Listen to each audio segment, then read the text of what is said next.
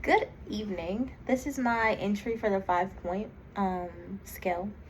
I chose the topic of being engaged versus being not engaged or off task.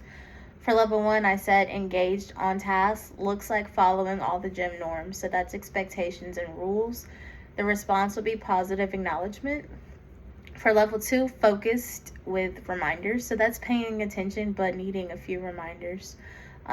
So my response would be giving them a few reminders, which is sometimes it's nonverbal, sometimes it's just a look, sometimes it's come back to me, sometimes it's let's remember why we're here and what we're here to do.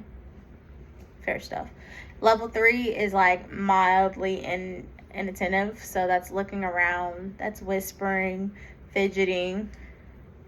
So that's more reminders, might need a call to attention, might need to reset the lesson. And that happens too, especially with kindergarten. Level 4 is highly distracted, so they're playing, they're distracted, they're talking, they're off task. Regardless, they're not engaged to the lesson or instruction, which is really crazy to me because most of my instructions is like 5 to 10 minutes and then we're playing. So I don't know. And so sometimes when obviously this is after a few warnings, now I've completely lost you. So I might move them near me. I might give them cues. I might put them on an island. And when I put them on an island, that's just like when they're sitting by themselves, but not excluded, not like they're sitting in a corner or anything, just away from others. And then if they're completely off task, meaning I can't get you back, no matter what I do, I just cannot get you back, it's a stop and restart. Or I pull them aside and I put them in our buddy seat or our safe seat, and I give them a few minutes to collect themselves. So there are fidgets at that table, there's Play-Doh at that table, there's think sheets at that table.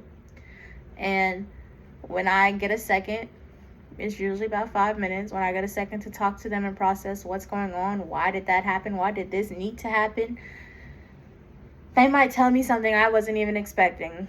I don't feel good, I got a headache, I had a bad day, I'm hungry, all these excuses. But at least there's an understanding on why, and I might be able to help. My kids know that I keep trail mix on me all the time, so, and I never mind sharing.